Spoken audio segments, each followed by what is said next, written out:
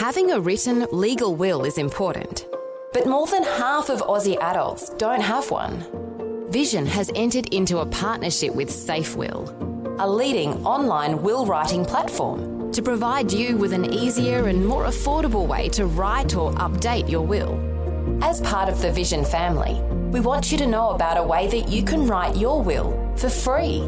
Start the process now and complete it at no cost during Leave a Legacy Week from February 26th to March 3rd. See all the details at vision.org.au/legacy.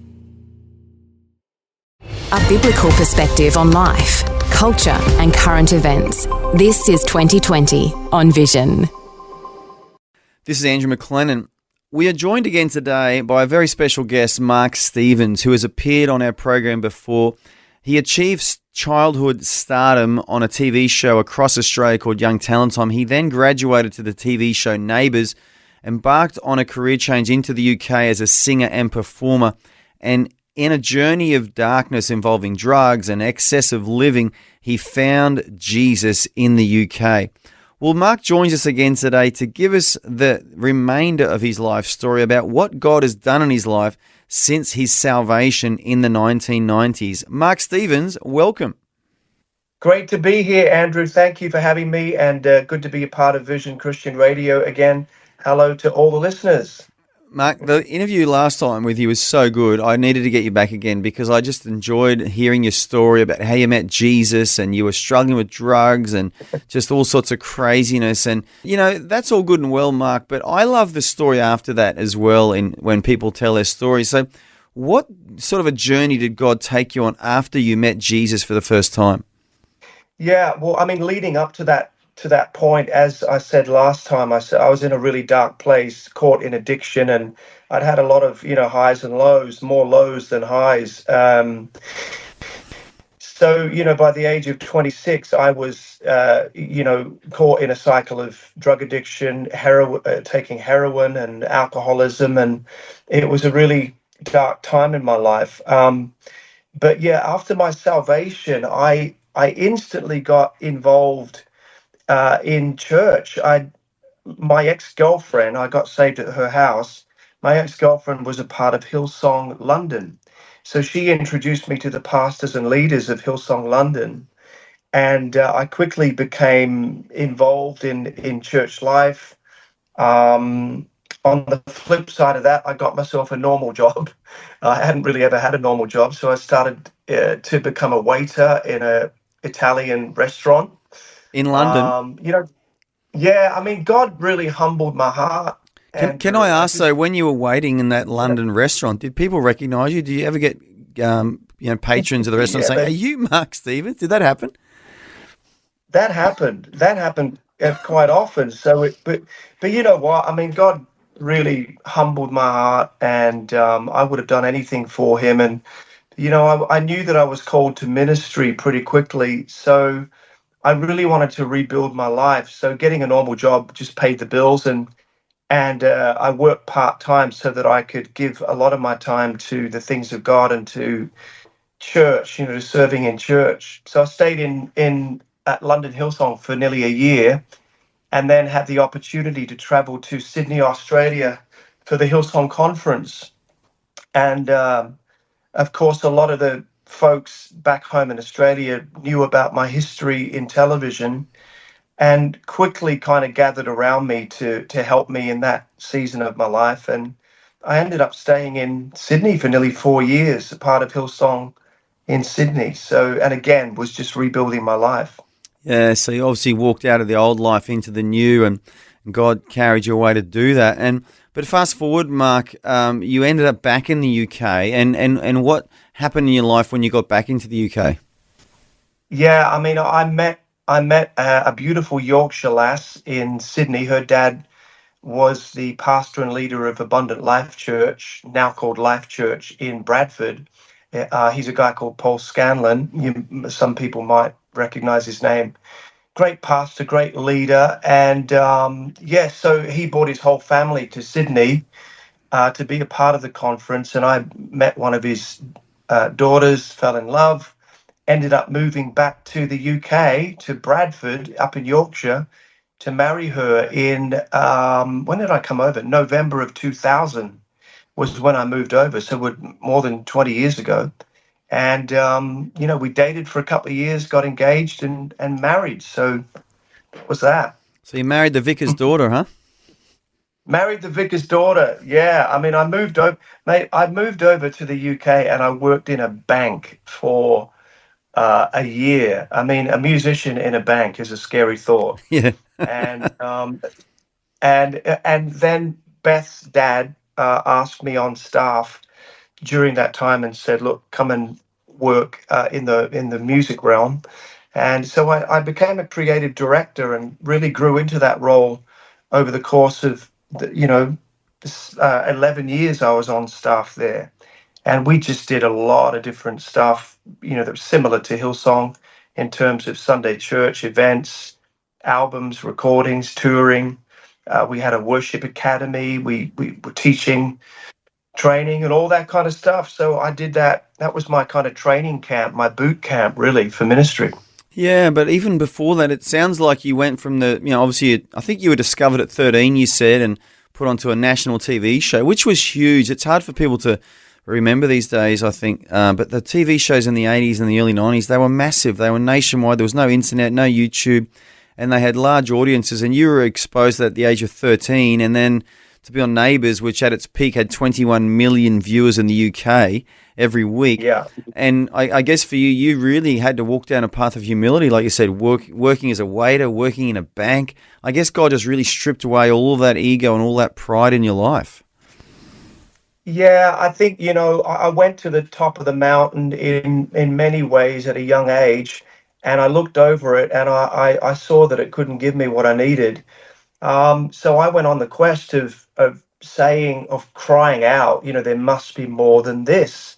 I mean, if fame can't fulfill me, if money can't fulfill me, if alcohol and addiction and a promiscuous life can't fulfill me in the way that I need, what is it? And then, of course, I had my encounter with Christ and recognized that He was the one I needed. So my faith, it overtook everything. It kind of eclipsed my faith and my love and my passion for Jesus and the church.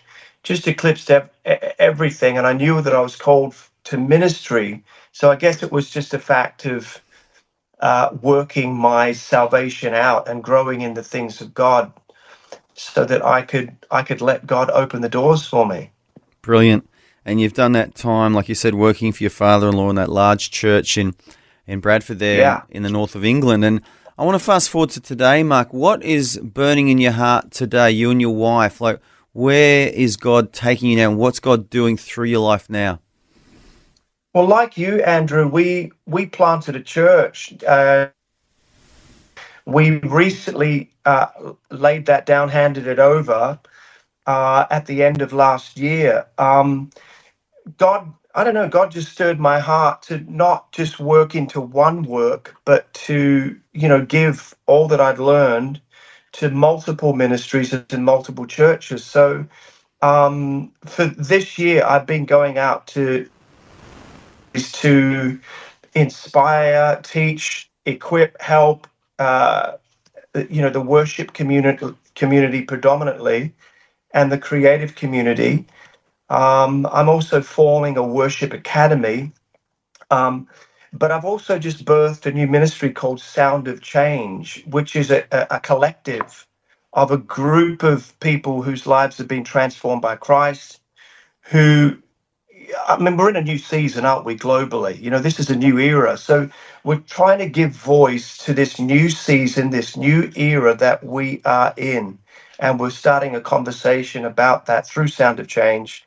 And we're doing live events as well, events.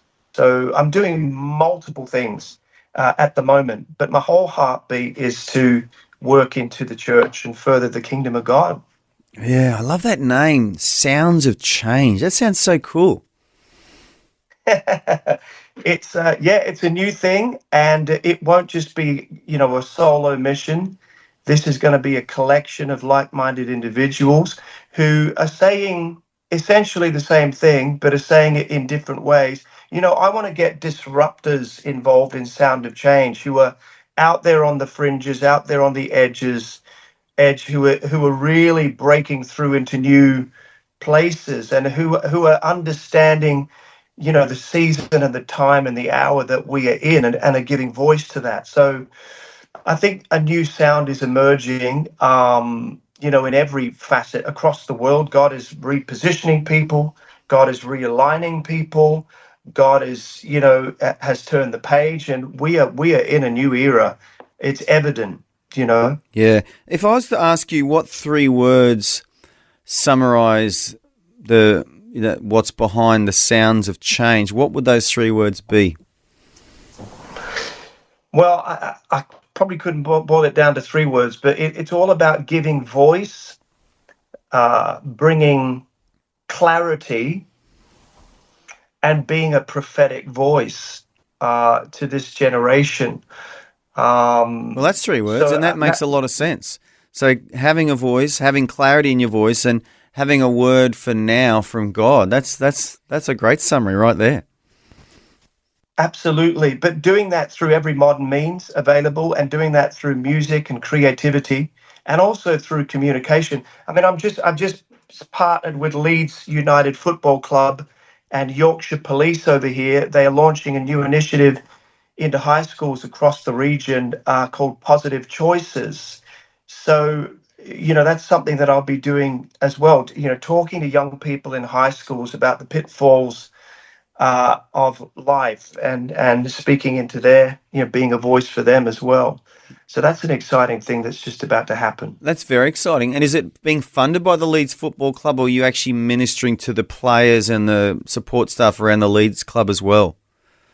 No, it's being funded by them. It was the Yorkshire Police came up with the initiative and got the funding through Leeds United. They said, look, we want to partner with this. So there's a group of guest speakers that go into high schools, over 100 high schools here in this region. So, man, I'm really looking forward to it, to speak to all of these young people and tell them about what I'm doing, and hopefully get them on board. We'll see. Well, what a great harvest, hey? That many schools, that many kids.